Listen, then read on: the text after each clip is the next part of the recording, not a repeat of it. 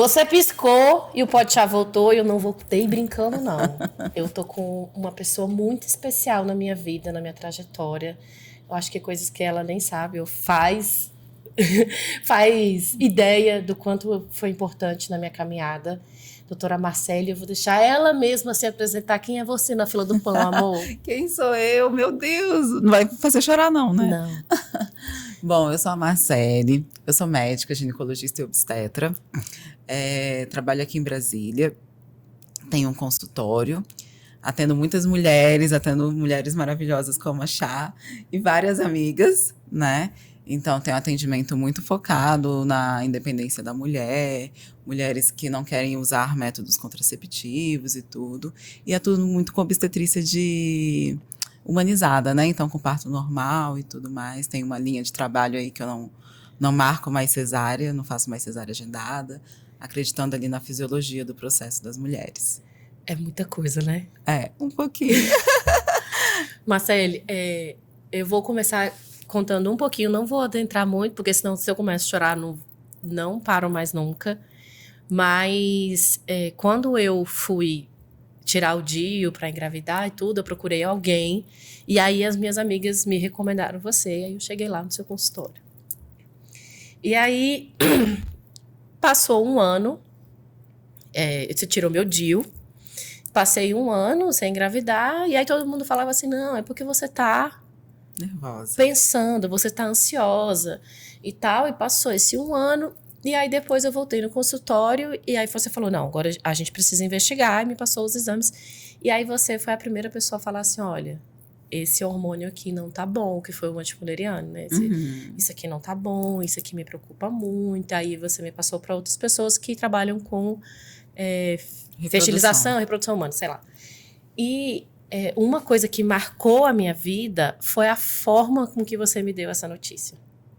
Eu acho que isso foi o divisor de águas, assim, para qualquer coisa. É uma notícia que te devasta, assim, porque você pensa, porra, não vai rolar isso aqui do jeito que eu imaginei, do jeito que eu projetei. E eu acho que as coisas não foram tão ruins ou não foram piores pela forma com que você conversou comigo.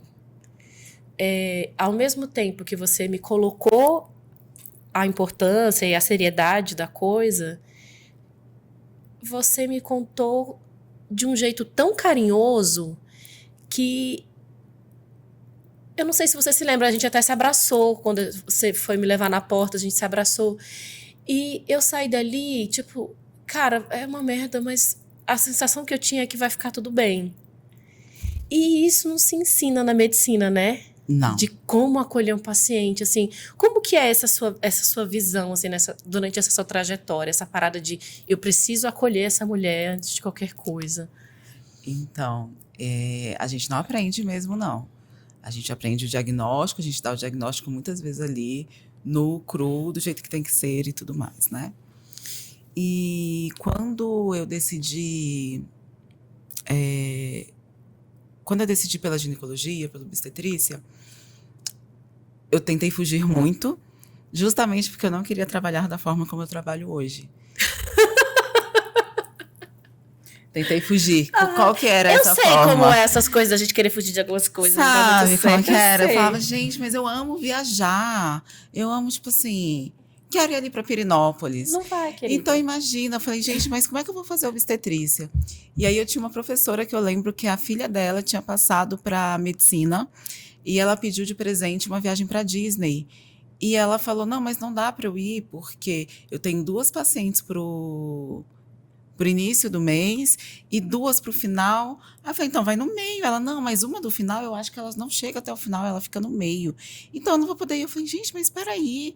Você que me inspira, que você já está no topo da carreira. Você não pode fazer isso ainda. Você tem uma filha que passou para medicina. E aí eu falei, não, mas eu não quero fazer isso. E agora eu não vou para o Carnaval de Salvador porque eu tenho 2 pacientes para parir, né? Então acabou que no início, eu falava muito assim, tá bom, então eu vou fazer ginecologia, não vou fazer esse negócio de obstetrícia, não. E eu falava assim, Mas eu não quero ser aquela ginecologista que a paciente vai lá para colher o preventivo. Oi, tudo bom? Tudo bom? Qual método contraceptivo que você usa? Tal, tá bom. Troca ali de roupa, deita aqui. Opa, colhi o preventivo, pronto, e acabou. Falei, não quero. Eu quero que todas as pacientes, por quem eu passo na vida delas, de alguma forma eu faça alguma diferença. De alguma forma eu fale alguma frase que ela vai mudar o conceito que ela tem sobre ela, principalmente os julgamentos que as mulheres têm sobre o seu próprio corpo, sobre sua própria sexualidade, sobre sua própria feminilidade. Então, aí a gente não começa assim, lógico, né? Quando eu comecei, ainda atendia por convênio, quando eu te atendi e tudo, e era um caos a minha agenda, porque eu tinha horário para começar e não tinha horário para terminar, e eu não, hoje eu falo, eu não consigo cumprimentar uma pessoa em 10, 15 minutos. Então, hoje a minha agenda é diferente, hoje a minha agenda tem 1 hora de duração, a primeira consulta de pré-natal, às vezes algumas primeiras consultas ginecológicas têm 2 horas de duração. Então, foi isso, vendo da necessidade que eu falei, gente, não dá, porque muitas vezes a única mulher que a paciente pega um tempinho, a única médica que a paciente pega um tempinho para ir no ano, ou então depois de vários anos e tudo mais, e eu não queria ser só a ginecologista que colhe preventivo, isso é super importante, mas é muito pouco, né? Você sabia que você foi a primeira e a única médica que me perguntou se eu gozava? Ninguém ensina isso pra gente. Ninguém, tá bom, tem distúrbio de sexualidade, tem mulher que não goza. E, na verdade, a maioria das mulheres, às vezes, não tem orgasmo. Se a gente for fazer isso, tem uns estudos aí. E aí, outro dia, alguém me falou, porque o estudo fala que são 20% que não gozam. Eu falei, gente... eu acho que na seria verdade, o contrário, tem 20% que gozam. 20%, às vezes, não sabem nem o que é ter um orgasmo, né? E, assim, uma coisa é a gente falar para um público aqui... Ultimamente, nos últimos 3, 4 meses, eu tenho feito atendimento voluntário na periferia de Brasília. Então, estrutural, sol nascente. Gente, são mulheres que às vezes elas não têm consciência de absolutamente nada sobre a saúde delas, sobre o corpo delas. E elas não sabem muitas vezes que estão sofrendo um estupro, uma violência sexual. Entendeu? Imagina aquela mulher entender que ela tem que sentir prazer naquilo dali, que ela tá ali só para dar prazer. E aí, sabe uma coisa que você falando isso que me chamou a atenção? Porque semana passada eu tava terminando um trabalho do doutorado sobre o princípio da reserva no direito argentino, o nosso, que eu não vou entrar nesse mérito que é chato, coisa de direito, ninguém merece isso aqui não. E as suas implicâncias em relação ao aborto. E aí, um dos argumentos que a gente escuta para quem defende, né, a não interrupção da vida a qualquer custo é de que hoje em dia todo mundo sabe, todo mundo consegue se prevenir. E que não é verdade, né, Marcele? Assim, como que está sendo essa sua experiência lá? As pessoas sabem como prevenir uma gestação? As pessoas não sabem como prevenir uma gestação, não sabem o básico, assim. Então, a gente vai ter menina que não sabe o básico de como acontece uma gestação, uma ejaculação, não tem noção daquilo dali, não tem noção de método contraceptivo nenhum.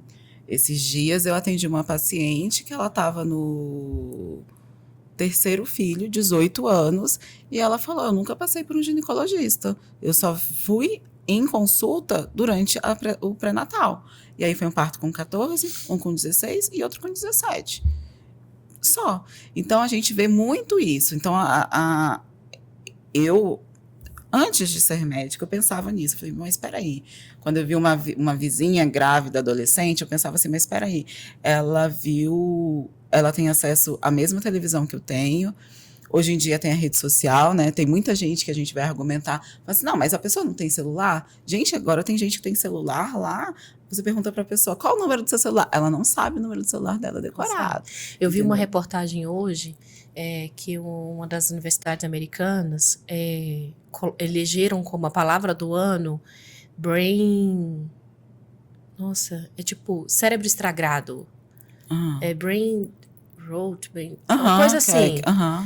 Porque as redes sociais e os conteúdos que não passam nenhuma informação, que não te Não passa são nada, educativos.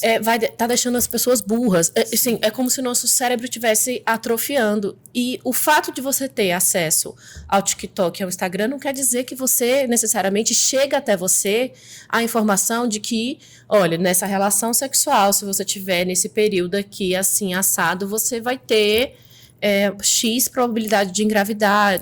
Não, uma coisa não está ligada diretamente a... deveria ser? Deveria, meu coração. Deveria muitas coisas, mas nem sempre rola. Não é. E aí você vê, por exemplo, hoje, às vezes chega no consultório, a mãe que leva a filha, porque a mãe não consegue conversar com a filha sobre uma menstruação, sobre uma relação sexual, sobre nada. Ou então, nossa, outro dia uma paciente falou assim, não, eu estava esperando a escola contar para ela. Eu falei, mas querida... A terceirização da educação, né? Exatamente. Terceirização de tudo. Não, eu estava esperando, porque na minha época também ensinaram. Mas eu tinha também o conteúdo em casa, eu conversava também com a minha mãe. Meu pai era muito fechado, né? Até hoje é muito fechado. Mas minha mãe sempre foi muito aberta de falar, não, então é assim que acontece. Entende? Às vezes de uma forma bem escrachada, sabe? E hoje em dia não tem mais esse acesso à informação. Então você vai ver. Outro dia eu peguei uma menina que ela ganhou um DIU Mirena, um DIU que custa R$1.000, e ela não tinha quem colocar o DIU nela. 2 anos com o DIU. Que eu vou no posto, ninguém... Acho que ela já tinha 2 filhos já. Que eu vou no posto, não tem médico para colocar. E não sei o que. Eu falei, não, bora lá. Leva lá no hospital que a gente coloca para você. Ela chegou lá, o DIU estava vencido. Um DIU Mirena vencido. Falei, cara, eu peguei e coloquei um de cobre. Mas ela, tipo assim, teve uma super oportunidade de ter um dos melhores métodos contraceptivos válido por 5 anos e se perdeu no sistema. Agora vamos falar uma coisa. Eu tenho endometriose. Eu já fiz até cirurgia para tirar os focos e tal. E tenho... Aí eu não vou saber explicar, então você explica, coração. A adenomiose. E eu não sei se é por essa condição, mas colocar o DIU foi a pior experiência de dor da minha vida. Eu não faço essa merda nem fudendo mais. Mas você colocou... Sério mesmo. Não colocou comigo, né? Não, foi antes de eu te conhecer. Você tirou. Eu tirei. Olha, eu prefiro coçar minha perna com caco de vidro. Eu prefiro beijar o Bolsonaro. Eu prefiro nadar com a boca aberta no Rio Tietê do que colocar um DIU de novo. Você tá louco, mano? É o que eu falo. É um método, não é por conta, provavelmente, da adenomiose, da endometriose. O que vai acontecer ali? Adenomiose e endometriose. Endométrio é a camada que a gente tem dentro do colo do útero e que descama na menstruação.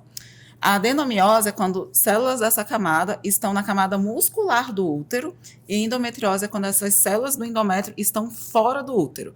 E aí vai ter uma enxurrada de possibilidade.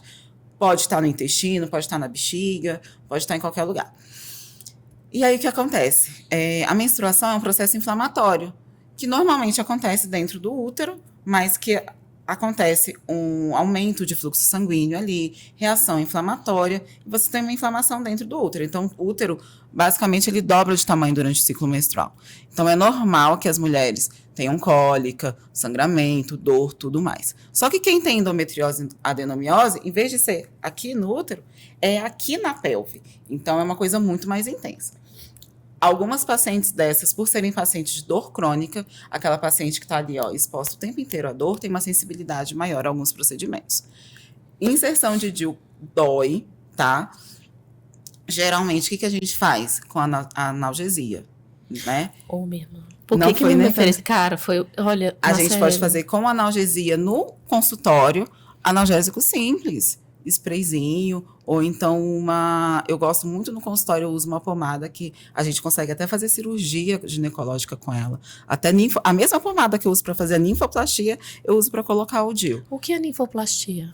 Você corrigir o aspecto da sua vulva, caso isso incomoda. Corrigir os pequenos lábios, corrigir o clitóris, alguma coisa assim. Então, a gente consegue fazer isso no consultório. Gente, eu jamais ia querer cortar minha perereca. Mas tem gente que precisa. Não, aí tudo bem, que mas tá assim... grande ou que esteticamente não seja confortável. Não, mas não vou cortar minha bichinha nada. Tem gente cortando. Então, a gente consegue minimizar bastante a dor. né? E tem paciente que é intolerante à dor mesmo e a gente leva para o centro cirúrgico para fazer Cara, conservação. eu era muito nova, né? Eu coloquei o primeiro DIU. Eu falo que era muito nova, mas eu tô pensando que não era muito, não. E se colocou o primeiro e colocou o segundo, não foi tão ruim. Amor, eu traumatizei. Eu vou contar essa história, que foi uma das piores de dor na minha vida. Eu cheguei no consultório, o médico falou assim, não, você vem menstruada, e a gente vai colocar menstruada e tal. Eu falei, dói, não sei o quê. Beleza, nessa época eu não tinha tanta internet quanto tem hoje, né? Então você lia algumas coisas, mas era de site. De blog. Aí, beleza. Cheguei. Rapaz, na hora que ele enfiou aquela parada pra medir o útero, eu falei, eu vou morrer. Você tem ideia? Quando eu sentei na maca, eu desmaiei.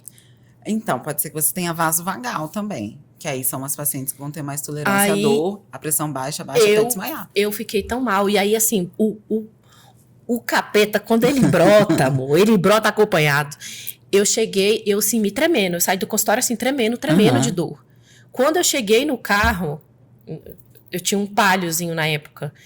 O carro não pegava, a bateria tinha arriado. Meu Deus. Eu liguei pro meu pai, chorando, pai, vem me socorrer que eu tô com muita dor, não sei o quê. Aí meu pai saiu, eu nem lembro se meu pai trabalhava na época, eu acho que, enfim, saiu de onde ele tava, foi lá, me buscou, comprou remédio, me deixou em casa, depois voltou pra resolver meu carro. Eu passei muito mal esse dia. Quando foi a segunda troca, foi quando eu morava em Salvador. Aí lá em Salvador, já avisei pro médico. Falei, eu senti uma dor do caralho. Não quero isso mais. Aí ele me passou um remédio pra eu tomar. Antes. Mas aí, o que eu fiz? Eu já preparei o ambiente. Eu já sabia que eu ia sentir muita dor. Então, eu tomei remédio antes. E aí, eu já cheguei em casa, já tinha todo um esquema armado pra ficar quietinha ali com uma bolsa quentinha e não sei o quê. Doeu muito, mas a experiência, no geral, não foi tão ruim quanto eu ter ficado no sol quente esperando meu pai, porque meu carro não pegava. Mal, ele não tinha me preparado para isso, eu não tinha tomado um comprimido, o médico não me deu um comprimido depois que eu saí de lá tremendo, já tinha desmaiado, enfim. Eu não faço isso de novo nem fudendo.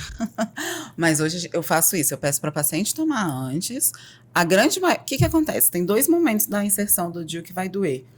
A gente usa uma pinça que parece um gancho para segurar o colo do útero. Ali dói muito. Nossa, você tá falando isso, eu tô com cólica já. Eu tô com cólica.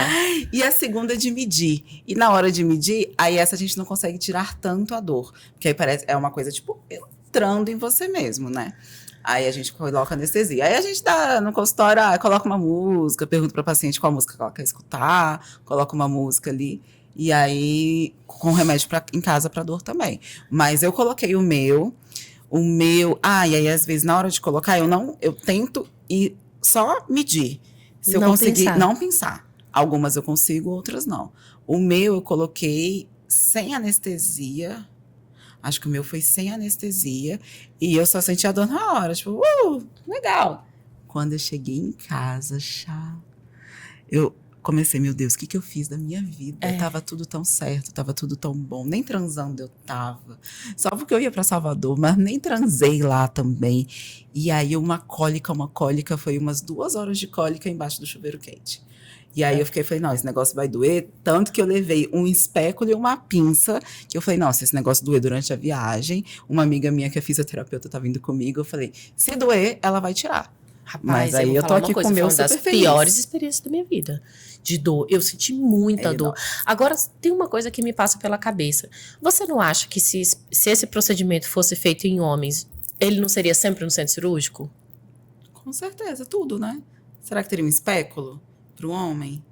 Que é aquele aparelho que coloca dentro da vagina? Abre, né? Lógico que não. É a mesma discussão. Você acha que se fosse o homem que engravidasse, o aborto não seria já legalizado? Com certeza, porque eles abortam. E nada acontece. Eles abortam o tempo inteiro. Todos os dias. Eu tenho mais de 50 processos lá no escritório de abortos masculinos. Eu sempre falo isso. Inclusive, eu tava...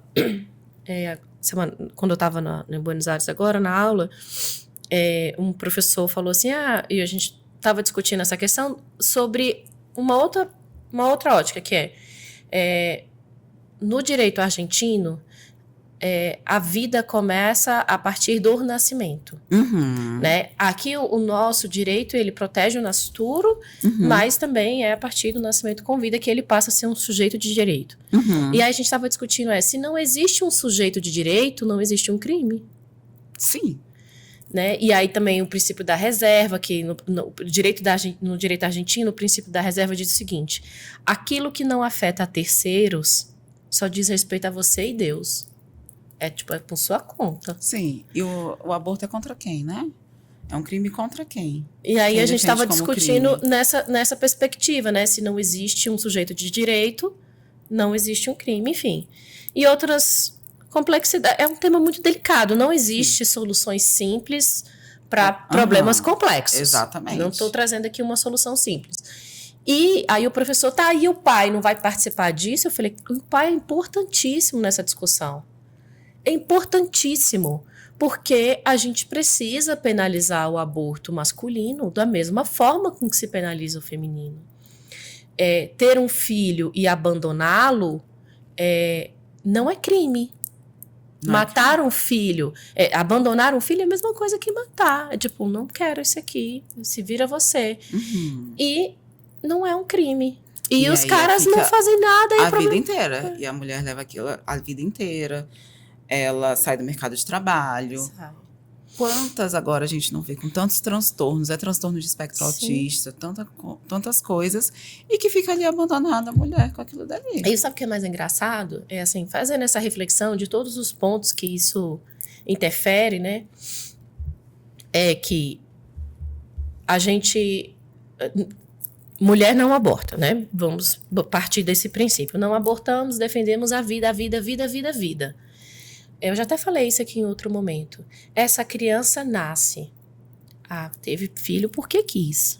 Isso. Aí tem 5 filhos porque quer, e aí agora depende de Bolsa Família, depende de auxílio do governo. Mas teve filho porque quis. Aí essa criança vai para a escola pública, enfim, é um abandono estatal uma vida inteira. Possivelmente... não estou dizendo que essas crianças necessariamente se tornarão... Mas uma chance de marginalização. De marginalização é grande. E aí depois ela vai para o sistema carcerário e ainda porque a pessoa não quis. E aí esse ciclo vai se repetindo a vida inteira. Vai se repetindo a vida toda.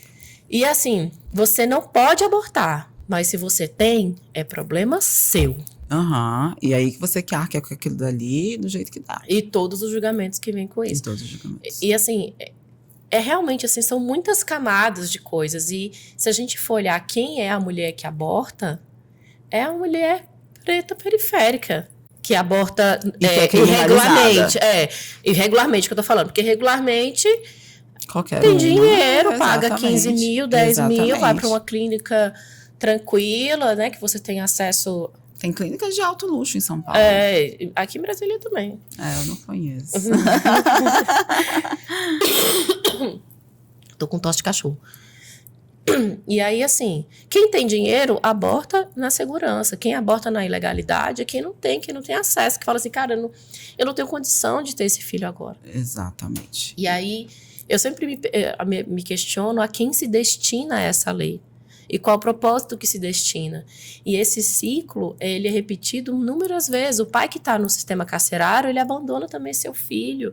E aí a gente vai repetindo esse ciclo inúmeras vezes. E vira um bolo doido. E não só isso, de tudo, né? De tudo. Aí vai acesso à contracepção, acesso a um pré...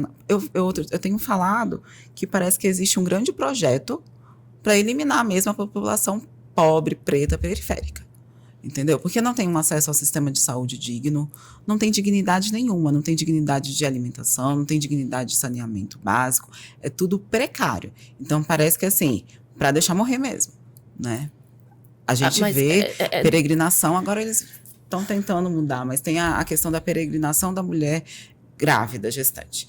Então, para ela parir, é regionalizado em cada... Por exemplo, aqui em Brasília. Então, a gente tem uma rede que se chama Rede Cegonha e é regionalizada, onde cada mulher vai parir.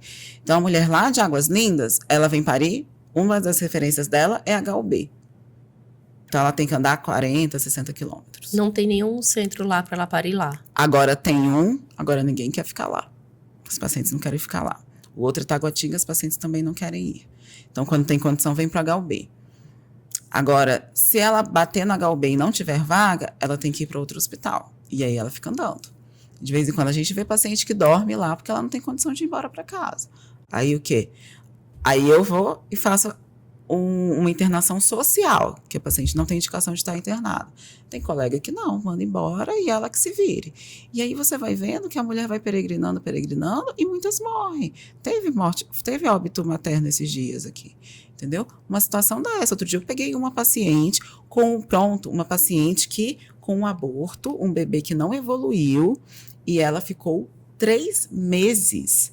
Ela já chegou numa situação que ela estava quase séptica, que é aquela infecção generalizada, Uhum. e ela tinha vindo do outro hospital, porque falaram, não é aqui seu atendimento, não. E era lá. Ela chegou no hospital daqui, do HUB, de roupa, nem com a roupa do hospital. Nem isso. Eu falei, gente, mas daí é uma urgência. Já era para ela ter começado um antibiótico fortíssimo e tudo. Vai morrer. Cara, eu vi também que foi aprovado. Ó, gente, eu tô aqui, eu trago aqui uma total de 0 informações, que é tudo as notícias que eu leio e não leio profundamente. No Instagram. É isso, né? Meu cérebro tá ficando podre também. Sobre uma aprovação de uma lei que as mães que perderam o neném não vão ficar na maternidade. E, assim, eu perdi um filho quando eu tinha 18 anos. João morreu, eu tinha 4 meses. Uhum. Aí eu fiz o processo da curetagem, porque ele já estava maiorzinho, não dava para fazer... só o comprimido, isso, tudo. E aí, é horrível.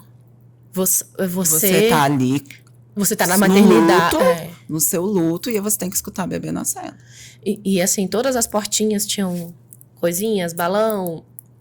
Comemoração. Coisinha, e na minha portinha não tinha nada. E, além disso... A equipe que entrava para me atender ainda perguntava, foi espontâneo ou você provocou? Todo mundo que me... Isso aconteceu há muitos anos atrás, né? Então pode ser que isso nem seja assim mais. Mas todo mundo que entrava no meu quarto me perguntava isso. Hoje já, pelo menos onde os locais que eu trabalho já tem um entendimento maior, porque é outra questão também, né? Ninguém sabe. Quando vem um aborto, uma perda, vem a culpa da mulher. O que eu fiz? E, na verdade, mais de 50%, a gente vai ter estudo falando de 50% a 70%, principalmente as primeiras gestações, não vão terminar em bebê. A gente acha que engravidar é muito fácil, que a gente tropeça na balada e engravida, né? E não, e na verdade a gente tem que vencer uma série tem que estar imunologicamente tudo bem, hormônio tudo bem.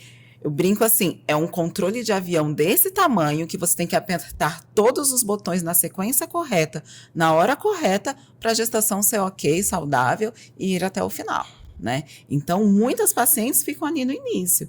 E aí vem a culpa e tudo, ninguém explica, ninguém vira para ela e explica, ela pensa, foi a tosse que eu segurei e não tossi, foi porque eu tossi demais. Amiga, eu penso até hoje que foi por causa de um McDonald's que eu comi.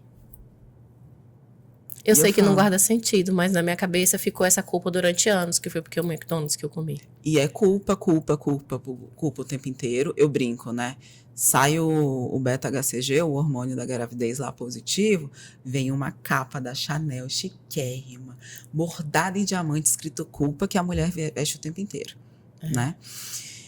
Então, acontece demais as pacientes terem esses abortos e ir para o hospital e não saber o porquê, e ninguém explicar para ela, e ela é tratada ali no limbo geral de ficar no mesmo corredor, escutando outras coisas.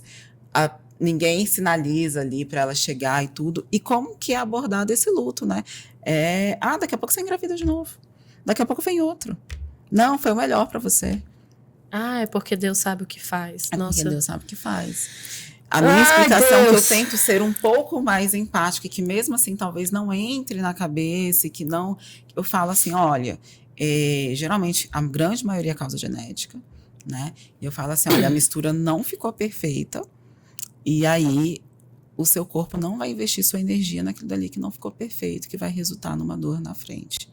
Então, geralmente, eu brinco assim, é um bolo que a gente fez e a gente sabe que vai solar.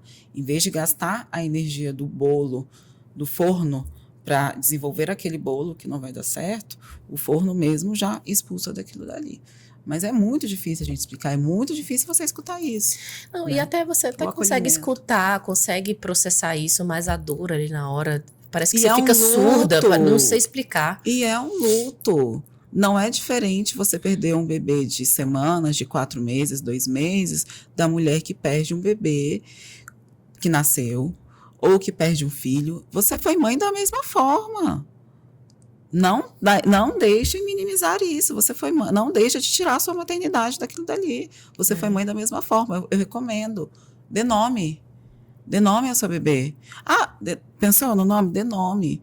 Até para você passar para aquele processo. Se você engravidar de novo alguma coisa, você dá nome naquele processo. Uhum. Entendeu? Você foi mãe da mesma forma. Sim. Não é porque, não é menos. Porque a que sentia mexer é diferente? Às vezes não. Às vezes a que sentia mexer queria menos do que você. Entendeu? E os processos são muito individuais também. Muito individuais. Muito individuais. Agora, Marcelo, por que quando o neném é maior, tem que fazer parto natural? Eu nunca entendi isso. Quando o neném morre maiorzinho, assim, mais no final da gestação. Tá.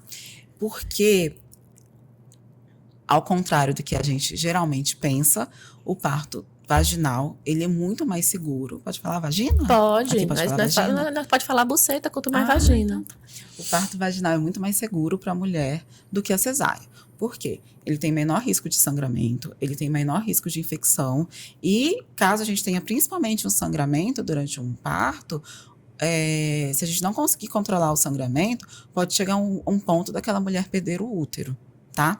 Então, qual é que é a justificativa? Você imagina eu fazer um procedimento de cesárea, aquela cesárea dá errado e ela tem um sangramento, ela tem uma infecção grave e perder o útero por um filho que nem chegou a nascer, que nem foi vivo, entende? Então, eu tiro da mulher a oportunidade dela ter outras gestações. Então, por isso que a gente induz, tá? Sempre, na maioria das vezes, tá bom? Só não vai ter, sei lá, chegou um bebê, escutou um BCF e tudo mais, e aí tenta tirar o bebê muito, muito mais rápido. Mas, geralmente, a gente induz por conta disso. Apesar de ser um processo muito doloroso, porque não é rápido, né? Então, indução é um processo que vai demorar de 2, 3 dias. E se por acaso ela não tem dilatação, não sai, e aí? Mas é porque geralmente é um processo demorado. Vai demorar 2, 3, 4 dias, às vezes, para ela conseguir ter o parto, né? A expulsar aquilo dali, tá? Então, são muitos poucos os casos que a gente não consegue de jeito nenhum. Mas o certo é porque são 2, 3 dias usando medicação. Aí você vai. A medicação ela tem que ser aplicada a cada 3, 4 horas, só que você está no ambiente de plantão. Aí troca plantão. Infelizmente, as outras que estão com o bebê vivo acabam sendo vistas com maior frequência. Essas mulheres, muitas vezes, elas são negligenciadas, marginalizadas ali no cuidado. E aí a gente vai tendo essas falhas, às vezes, da indução. Mas o melhor é a gente induzir. Marcele, e assim, me conta sobre o parto em casa. A gente estava conversando aqui um pouquinho antes e assim, um dos motivos de eu ter te procurado quando eu comecei esse meu processo de gestar, que hoje eu tô gestando, mas eu tô gestando fora, né? Uhum. Então, qualquer hora eu entro em trabalho de parto, né? Tipo, corre, vai pro hospital, que aí eu tenho que buscar meu filho em algum lugar. Ah, que legal, você estava sabendo dessa novidade. Eu tô na fila da adoção. Então, eu estou buchuda e a qualquer momento eu entro em trabalho de parto. A qualquer hora o meu telefone pode tocar e tipo... Nasceu. Corre! Que nem na novela, nasceu. Que nem na novela, nasceu, nasce corre. Aí tem o seu lado negativo, porque eu não posso preparar o meu enxoval, porque eu não sei que idade, que sexo que essa criança vai chegar. Você coloca ali um intervalo, né? Uma faixa etária, mas pode chegar um bebê ou pode chegar uma criança de 3 anos. Então não dá para eu comprar nada. E vai ser tudo com emoção. O que você quer preparar de enxoval? O que você acha que essa criança precisa? Cara, eu tenho preparado o enxoval de um jeito bem diferente, Marcele. Eu tenho me arrumado e arrumado minha casa. Eu não tô falando casa física também, que nós estamos em obra, inclusive, mas eu tenho arrumado a vida para quando essa criança chegar eu tenha mais tempo, porque tempo é o nosso... A nossa maior moeda. Nossa maior moeda. Então, eu quero ter tempo para ficar com minha criança, principalmente que a gente vai precisar dedicar tempo para essa formação de vínculo, né? Então, eu quero ter tempo, eu quero ficar ali lambendo minha cria. Então, eu não posso comprar uma roupinha. Então, eu estou investindo em terminar os projetos que eu já comecei. E aí, estou dando minha, assim, força total nisso. E tenho tentado arrumar a minha casa. Eu tenho enfrentado os meus bichos. É a forma que eu tenho tentado fazer esse enxoval. E eu acho que é o mais importante do que a roupinha. Sim. Mas, sim, eu tenho feito coisas que eu nunca imaginei que eu fosse fazer nessa vida. Eu ressignifiquei muito a minha relação com a minha mãe. A gente conseguiu ter conversas difíceis, mas francas. Mãe, espero que você veja essa parte. Eu já disse isso tudo pra ela, mas eu te amo demais. E eu consegui entender melhor como minha mãe funciona. E isso para mim foi tão importante, assim, construir uma relação de afeto, entendendo quem ela é e não quem eu projetei que ela fosse, que a gente faz isso com os nossos pais, né? A gente projeta quem a gente gostaria que eles fossem. Né? E aí eu acho que essa é a forma que eu tô tentando fazer meu enxoval. Eu acho que arrumar o ninho, não só materialmente, mas arrumar o que você quer, o que você espera, o que é possível você entregar para essa criança que vai chegar, essa é a melhor forma de enxoval. Essa preparação. E não o enxoval da Disney. Isso daí depois você vai viver essas experiências com ele, com a sua família, com quem vier. Mas eu acho que é muito mais importante dessa preparação de enxoval, é isso daí que você está falando. Se preparar o seu ninho, se preparar como ninho, se preparar como a galinha ali, ó. Né? Eu acho que isso é muito mais importante do que o enxoval físico. Mas eu não acho que eu de algum jeito eu não tô pronta. Eu tô entregue, assim, eu tô de coração aberto, mas eu me sinto zero pronta. Ninguém tá pronta e nunca vai estar pronta e nunca vai estar nada arrumado. Nunca vai estar arrumado. Quando chega a criança na sua casa, fralda, carrinho, o que for, espalhado. Nunca vai estar arrumado, nunca está pronto. É o que eu falo, por exemplo, primeiro trimestre da gestação das mulheres, geralmente é um trimestre terrível. Poucas são felizes, a gente acha que é aquela coisa de comercial de margarina. Nossa, eu estou grávida. Ai, que felicidade. Não é. Você está enjoada, você está irritada, você está morrendo de sono, você está indisposta, sua produtividade cai absurdamente. E tudo bem. A grande maioria das mulheres sequer gosta de estar grávida. Eu, quando eu fiquei grávida, eu trabalhava no CEUB, né? Na reitoria. Aí eu trabalhava na recepção lá, e tinha uma mesa grande, maior que essa daqui, assim, na recepção. E a única coisa que eu queria era deitar em cima da mesa e dormir. E ficar ali. E eu sonhava à noite que eu estava dormindo em cima da minha mesa. Entendeu? Eu só queria dormir. Eu não queria, mas na hora do almoço, eu comia rapidão pra eu dormir. Aí eu ia pra uma sala de aula, emendava as cadeiras, assim, e dormia o resto do meu horário de... Eu só queria dormir, mas não queria conversa com ninguém. Eu só queria dormir. Então, ninguém tá pronta, Chá. Ninguém. Eu falo, não tá pronta a que caiu na balada e engravidou. Não tá pronta a que fez FIV por não sei quantos anos. Ninguém tá pronta. Você não sabe o que vai chegar. Você não sabe quem tá ali. E é um vínculo que você vai ter que construir. A gente acha que o amor é assim, mas na verdade o amor é construído. Construção. Eu também acredito nisso. Mesmo com filho. Amor é construção. Filho biológico não, é construção. Pode ser que você não ame. E tudo bem que você tem uma forma diferente de amar. Eu tenho alguns relatos de algumas amigas que falam assim, olha, eu vou falar pra você, porque eu sei que você não vai me julgar, mas eu não amo meu filho. Quem é aquela pessoa? Quem é? Ele chegou aqui, eu tô olhando, eu nem sei se eu não amo essa criança. E que tira muito de você. E que depois as coisas se transformam. Se transformam. E que tira muito de você, que tira muito da sua identidade. Tá, e aí? Quem vai se achar com um filho? Sabe Deus. Tem um luto, né? O seu luto da pessoa que você era. Que vai voltar? E aí? Vai voltar que saía? Vai voltar que tinha vida social ativa? Quem que vai ser? Você não sabe. Quem que vai ser? Quem que vai ser você como mulher, como esposa? Você não sabe. Então, você vive um luto daquilo dali. Entendeu? E tá tudo bem. O negócio que a gente tem que acolher os nossos lutos e saber que tá tudo bem. Você vê como a gente começa a falar uma coisa e vai abrir, ela tá em outra. Parto domiciliar. Parto domiciliar.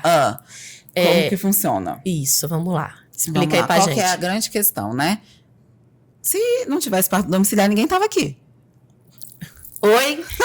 Talvez você não saiba, mas nem sempre existia um hospital. Exatamente. E ainda não existe hospital em todos os lugares do mundo e nem para todo mundo. E nem no Brasil. No Brasil mesmo que eu tô falando. No Brasil mesmo. Então, as mulheres pariam em casa com suas parteiras, né? Que eram pessoas que iam, geralmente, por geração, por afinidade com aquilo dali, fazendo seus partos. E houve uma medicalização do processo de parto, que é a mulher ir parir em casa. Uma coisa muito presente no Brasil, outros países. Agora, tem muito país que o normal é parto em casa mesmo, né? Vide Kate Middleton. Princesa, ela é princesa. Ainda, né? Tô matando já um pouco. Mas eu vi hoje que o rei Charlie tá ruim, vai bater as botas já. Aí o William que vai tomar... Vai ser. Teve uma época que eu tinha um hiperfoco na família real, sabia? Sério? Minha mãe, eu matei aula pra assistir o casamento do príncipe William com a Kate. Mentira. Com a Kate não, com a Kate. Do William não, do Charles, com a Camila. Não, com a Diana ainda. Não, com... O Harry... Não, o William com a Kate e o Harry é com a Meghan, né? Isso. Eu matei aula pra assistir com o William e a Kate. Adoro, gente, adoro. Como é que é o nome da seriado lá? Eu adoro seriado. Esqueci. The Queen? Não lembro. Nossa, esqueci total. Não, eu assisti aquele seriado depois. Mas eu tinha uma época que eu tinha um hiperfoco total na família real, sabia? Real. Não queria ser. Não queria ser porque eu acho tão escroto aquilo, Ah. que você fala assim, velho, deixa eu ver essa parada aqui. Sabe quando você fica assim, no hiperfoco, desacreditada? Eu fico desacreditada, que até hoje as pessoas mantêm uma loucura daquela. Uma monarquia, e que só funciona pra figuração, assim. Acho que nem é o principal. Acho que é o principal quem tá em volta ali, que acredita naquilo dali. E a loucura das pessoas, sabe, assim, de ver tudo que é da rainha. Os ingleses realmente são loucos pela rainha. Idolatram. Gente, isso me chama muito atenção. Te chama atenção aqui, o povo faz pior com o Bolsonaro. Chama atenção. Mas eu falo assim, porque é uma coisa que se perdura há muitos anos. Bolsonaro é relativamente novo na história da humanidade. Sim, mas acho que é muito da humanidade, do ser humano, às vezes pegar uma figura e idolatrar aquilo dali e projetar naquilo dali o ideal de perfeição. E os segredos, 550 milhões de segredos que a família real tem. Que ninguém sabe. E que tem vários protocolos.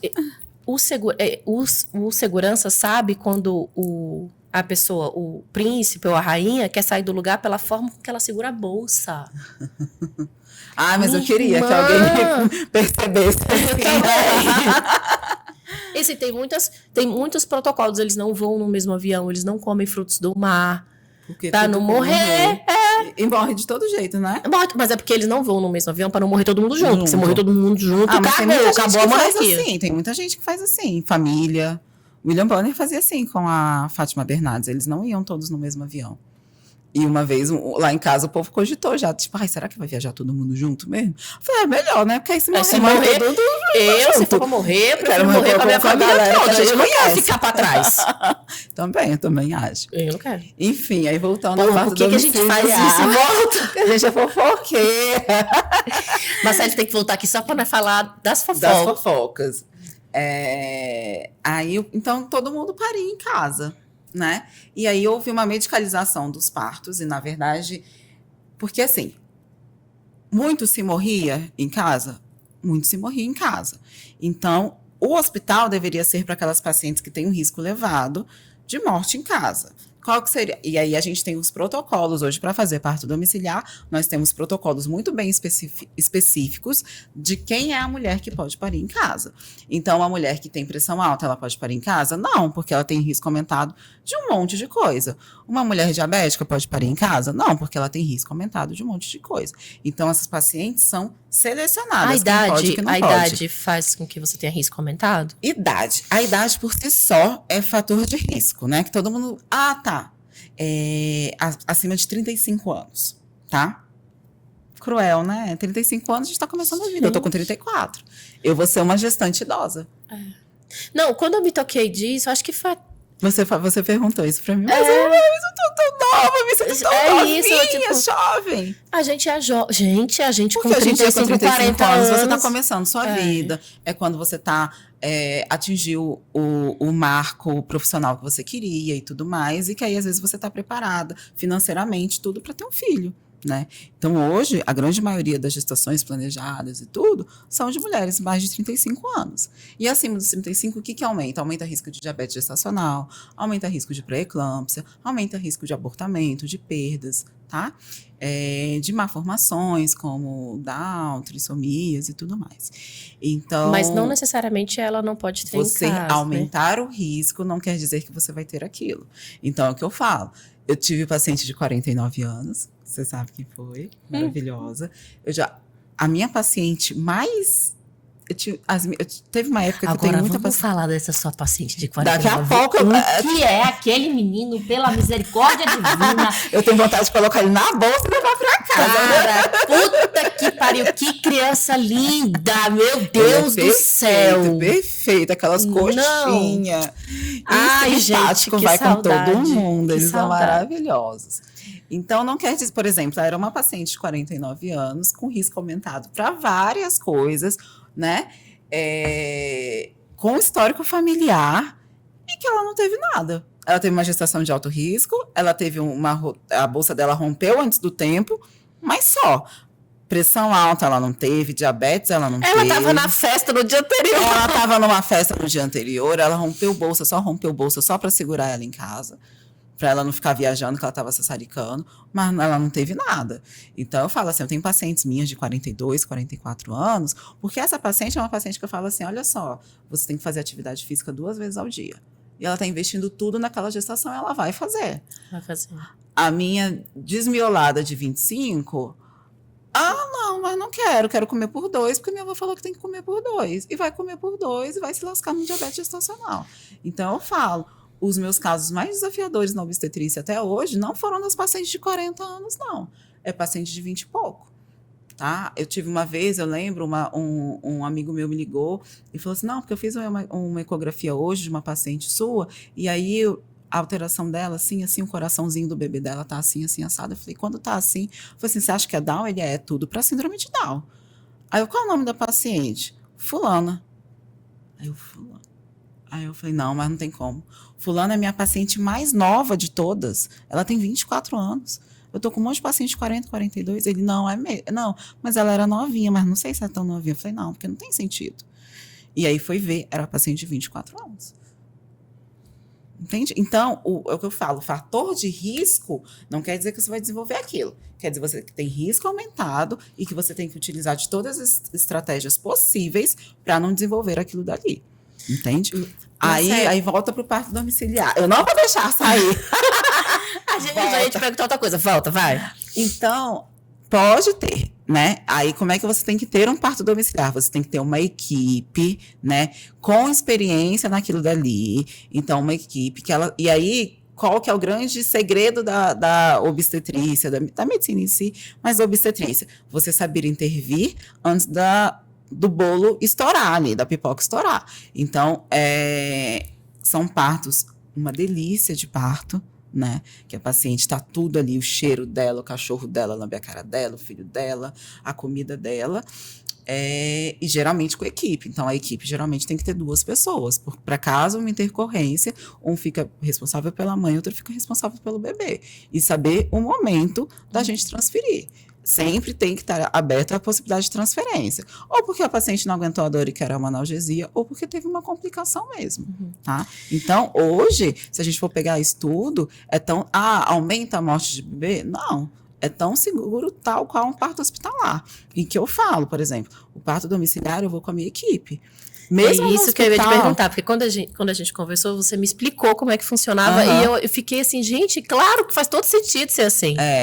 E aí eu lembro que eu perguntei assim, tá, e aí eu tô em casa, aí tô sentindo alguma coisa, como é que funciona? Aí você me explicou, aí eu quero que você explique como funciona. Eu tô aqui, sou sua paciente, quero fazer meu parto em casa, tenho essa recomendação, né? Você me acompanhou durante a gestação, e aí agora eu comecei a sentir alguma coisa. E aí? É um acompanhamento durante toda a gestação já conjunto. Então, geralmente, o paciente tem consulta comigo e com a enfermeira obstetra também. É definida toda uma logística, tá? Não fica parecendo uma cena cena de terror, não. Você nem percebe que teve um parto domiciliar, geralmente. Então, a gente orienta a paciente a comprar tapetinho, a protetor de colchão, tudo. Fica com um balão de oxigênio em casa, elas alugam um balão de oxigênio em caso de intercorrência. Temos 2 malas cheias de equipamentos, de itens que a gente possa precisar para os atendimentos de urgência. Então, quando inicia o parto domiciliar, a gente vai para a casa da paciente e fica acompanhando ela ali o tempo todo, tá? Depois que nasce, geralmente a gente fica com a paciente um tempo bom e a gente consegue avaliar a gente avalia a paciente novamente no mesmo dia. Mais ou menos umas 6 horas depois que a gente deixa a casa da paciente, a gente volta para reavaliar tanto a paciente quanto o bebê e reavalia nos dias posteriores também, nos 2 dias posteriores também. E eu sei que é uma dúvida muito pertinente, é sobre como que a gente faz o registro dessa criança que nasceu em casa. Pois é, aí as equipes que são habilitadas para parto domiciliar, elas têm acesso aos documentos, a declaração de nascido vivo, tudo. Tanto que, por exemplo, quando é paciente que... As minhas pacientes são meio terríveis. De vez em quando uma nasce em casa sem a gente programar. Aí a gente tem que ir para o hospital, porque não foi o protocolo estabelecido ali com ela, tá? Então a gente tem que... E outra coisa, não é só, eu quero ter um parto domiciliar.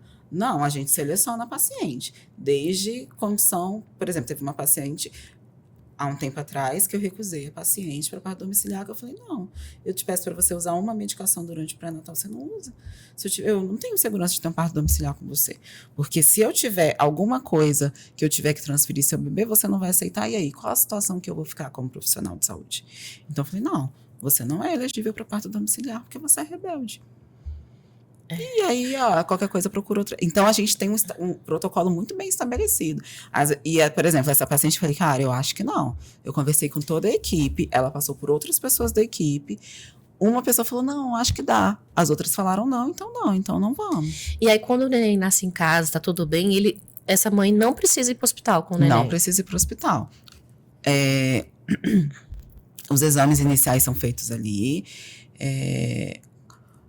Testagem de tipo sanguíneo do cordão, teste do pezinho. Teste do pezinho, geralmente a paciente já vai no hospital ou no laboratório para colher. Vacina, vitamina K, já é tudo feito ali no momento do parto. Não precisa. Ela vai, geralmente a gente orienta ela que todos os bebês precisam procurar um pediatra até os 7 dias de vida, tá? Mas geralmente, por exemplo, aí os pediatras da nossa equipe já estão alinhados com isso, eles já fazem a consulta domiciliar também. Ai, gente, Fica isso ali. é um sonho, Continua né, no ninho. Isso é um sonho. Pariu no ninho, continua no ninho. Nossa, é uma delícia, meu sonho de vida. É uma delícia, uma delícia. É um outra sonho coisa, mesmo. assim, uma coisa suave. Tem muito bebê que nem chora com ele, tipo assim, tá, nasci, tô aqui, tranquilo. Cheguei, Brasil. Eu cheguei, não tô sofrendo, não tô numa sala fria, não tô com um monte de gente estranha falando, não tá nada. Cara, é realmente um sonho, mas tem que ter essa estrutura tem por que ter essa trás estrutura, disso, né? não faça por conta própria. De vez em quando a gente vê gente doida achando que vai fazer por conta própria. Não é fazer por conta própria. Tem protocolo muito bem estabelecido. Eu falo, acho que às vezes a vigilância é até maior do que no hospitalar, e até porque a gente tem mais tempo, a gente tá ali com a paciente. A atenção é toda voltada para a plena, paciente. 2 para 1, na verdade, né? Enquanto ela tá ali, porque ela tem 2 profissionais só para aquilo dali. Cara, eu achei muito maneiro quando você me explicou isso. Aí quando você sentiu alguma coisa, a enfermeira já vai para sua casa, já fica lá com você. A minha, até do hospitalar também, que a enfermeira geralmente começa um acompanhamento em casa, né? Para ela ficar segura que horas que eu tenho que ir para o hospital, que horas eu não tenho que ir para o hospital. Mas domiciliar, então, mais ainda. E é até engraçado isso, porque a gente acha que é o oposto, né? Assim, um imaginário comum de que o parto domiciliar... Que é largado, é muito que é largado, né? E é o contrário, é muito mais rígido o protocolo do que esse muito mais rígido o protocolo. E o que eu falo, por exemplo... Quando eu passo sufoco no hospital, quem me ajuda é a enfermeira da equipe, que geralmente a equipe do hospital muitas vezes está meio perdida do que está acontecendo. Então, quem me ajuda, tipo assim, tá sangrando demais e tal, vamos pegar veia, vamos pegar acesso, pega medicação e tal, são as meninas que trabalham comigo.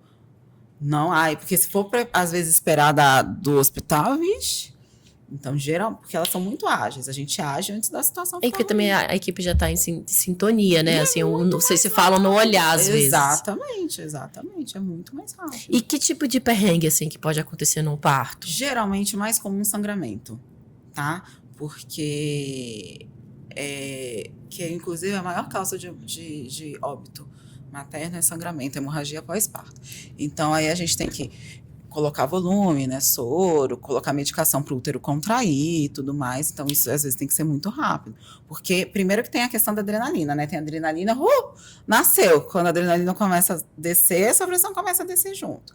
E aí a gente tá atento o que é. É a adrenalina descendo e tudo, ou tá tendo um sangramento e tudo mais. E a gente age muito rápido naquilo dali.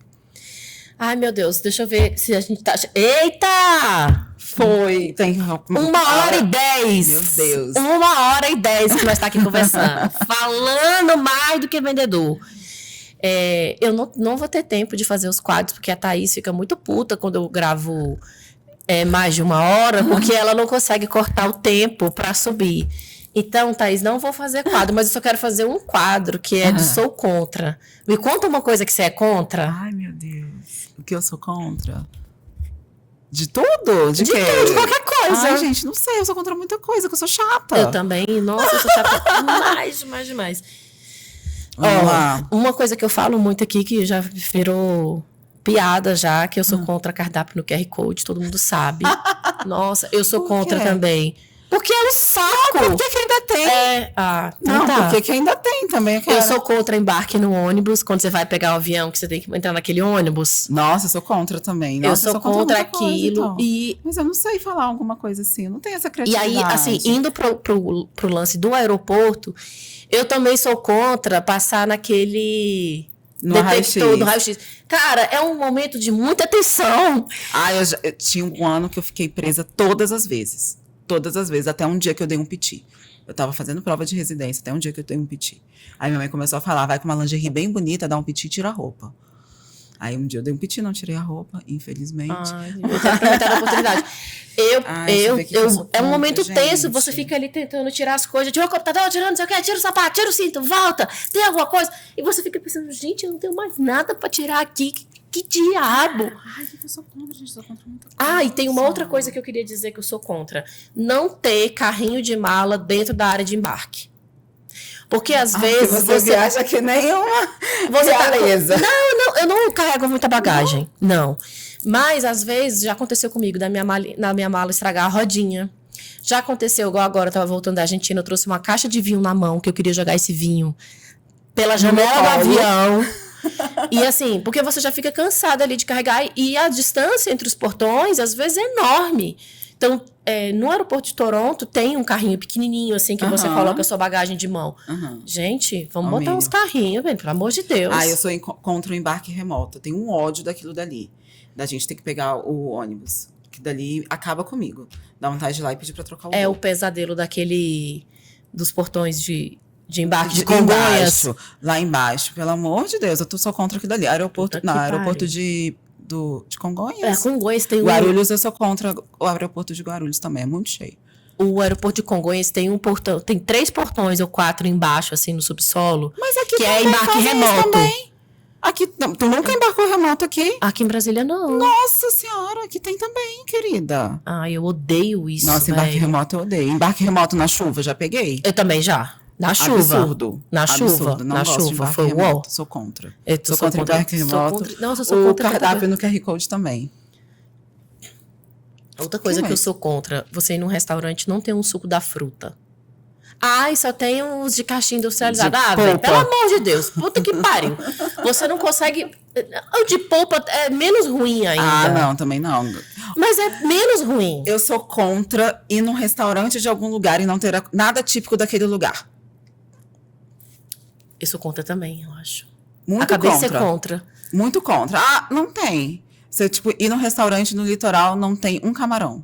Não existe isso, gente. Eu não vou comer carne quando eu vou pro litoral. Carne eu como aqui. Eu sou contra. Não, gente, eu sou contra tanta coisa que você começa a falar aqui. Eu sou contra, eu sou contra. Não, e lá na minha faculdade, na Argentina, que não pode entrar com café dentro da sala. Nossa, como é que você vai sobreviver ao dia inteiro de aula Sem um café? Sem a porra de um café. Nem no copo? Não! Aí eu tive que fazer o contrabando do café. Botei a garrafinha de água, Então, você pode entrar. Então. Aí eu comprei uma porra de uma garrafa ruim lá, pra eu entrar, porque eu não tinha levado a minha. E aí eu botava o café dentro da coisa. O que não faz o menor sentido. Ai, faz sim, porque tem lugares que não podem entrar, às vezes, com bebida alcoólica. Tipo, vou com a academia. E eu já coloquei dentro da minha garrafa, uma garrafa de vinho. Dentro da minha garrafa. Eu já e fiquei lá fiz na piscina, ó. Eu já tomando. fiz contrabando de bebida alcoólica de tantas formas diferentes que você não tem ideia. Na minha época de adolescente, assim, né, mais jovem, eu botava nos peitos aqui embaixo. Nunca coloquei. Saquinho de din-din, Saquinho de din-din, nunca geladinho, coloquei, coloca isso eu o nunca uísque e coloca aqui embaixo. Nossa, Isso eu nunca nossa, fiz. gente, já fiz Mas oh, Deus! Na academia eu já fiz, na academia, no meu prédio também não pode entrar na piscina e tal, com garrafa de vidro. Mas eu bebo vinho. Aí eu coloquei. Não, tem que botar. Coloquei. Marcele, foi um prazer imenso te receber aqui. Espero que você volte mais vezes para a gente conversar muita sobre coisa. outras coisas. E eu tinha muitas outras perguntas para fazer, mas realmente a gente tem tempo, né? Não posso me dar o luxo de ficar aqui a tarde toda conversando com você. Também você tem suas pacientes para atender, mas muito obrigada. Fiquei muito honrada de ter você aqui. Obrigada de verdade. Eu amei também, amei. Eu esqueci a sua canequinha do Pó de Chá, vou mandar te entregar. Tá bom, não, eu amei também. Você falou sobre como eu mudei, você também mudou o meu atendimento. Eu lembro a primeira vez que a Chá chegou. Ela era do CrossFit, ela era crossfiteira. Eu era fitness. Ela chegou com uma barriga travada. Eu falei, meu Deus do céu, quem é essa mulher? E a gente começou a conversar, ela veio tirar o DIU e tal, a gente começou a conversar. E aí eu lembro que antes de tirar o DIU, você sentou e você falou, nossa, mas eu tenho tanto medo de engravidar. Imagine, eu tenho medo, por exemplo, de engravidar de um menino preto. Imagine como que meu filho vai sofrer. E você começou a desabafar sobre aquilo dali.